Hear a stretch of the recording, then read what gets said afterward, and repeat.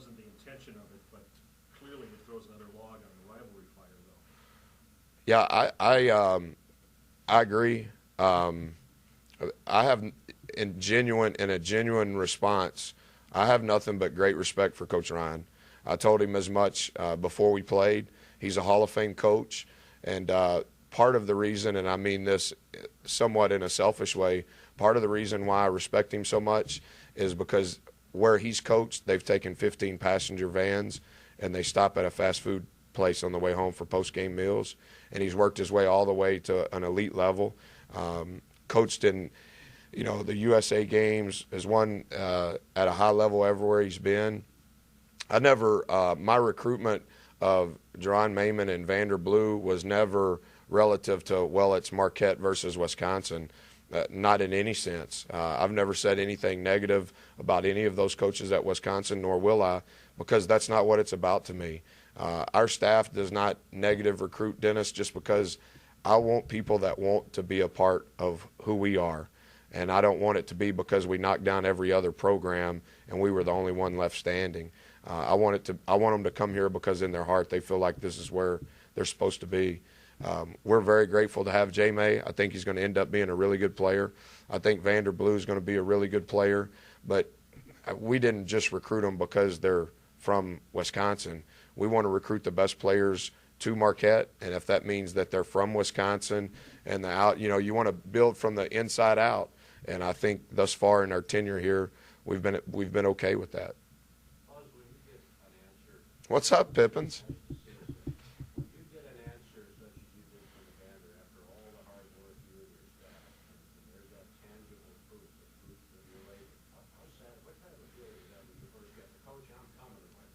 Well, that's another great story, similar to if we had time to talk to finish it with Ganser.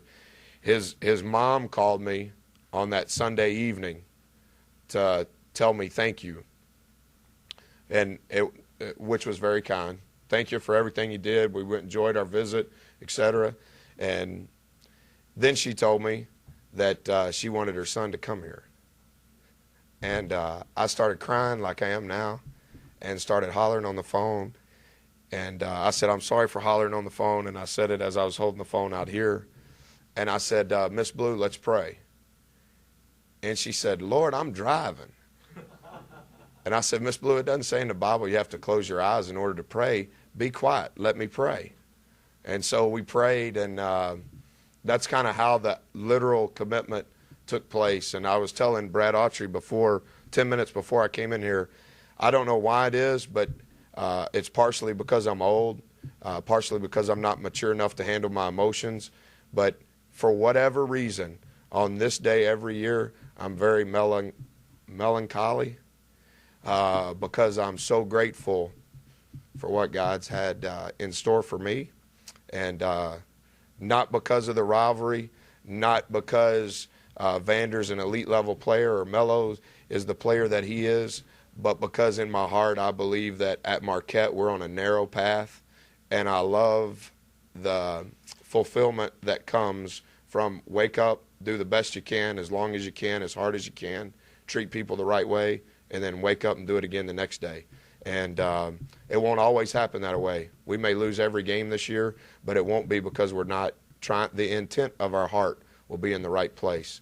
And so to add two kids that are great people, that are great students, that want to be here, that will play right away for us, selfishly, I struggle emotionally a little bit.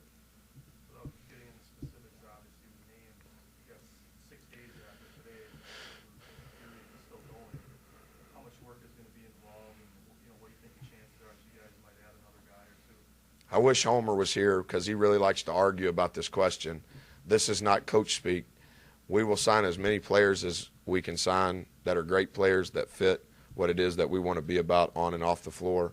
And the next 6 days, we'll be hard-pressed. We'll be getting after it to see if we can sign 1 or 2, 3 more. I don't know that it'll transpire that way, but the reason why it's a week-long period is because you can sign guys throughout that entire 7-day period, and we're going to work to sign as many as we can.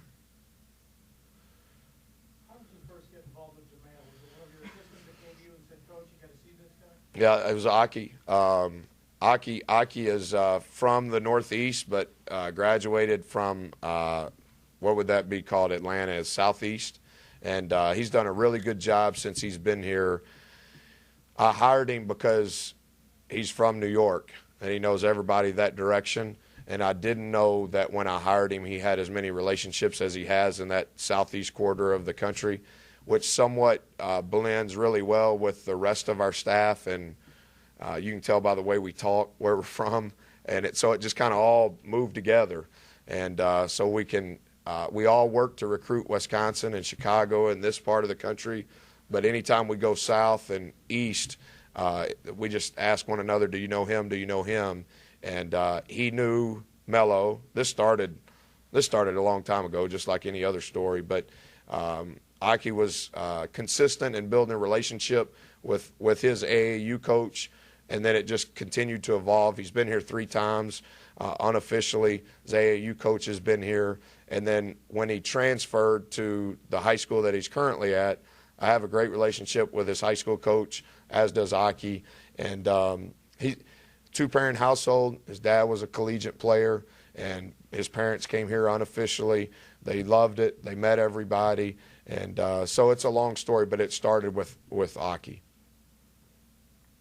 it fair to say if you are able to add another guy or two, size is continue to have a premium for you if you do that? We need to add size for sure. I think I would probably always say that.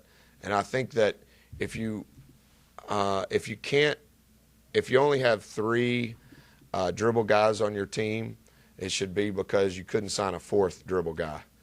And so if we can add another guard that can dribble, we'll do that too. As you said last year, that in every class you want a true point guard. Do you look at Vander as that kind of player? I think that he is. You know, he can really score, and that's probably been his meal ticket up until this point in his career. But I think that his mind is probably that of a point guard. I don't know that he's a full-time point guard every single possession as a freshman, but I think as his career unfolds, I think that's what he will trend towards. But I'll be just like his high school coach and his AAU coach. I'll put him wherever is best for our team, for him to do what he does best. I think he's a guy that can play all 3 positions. I think he'll be a hard guy to get off the floor, and I think he's a guy that can guard all 3 positions, which makes his value really, really high.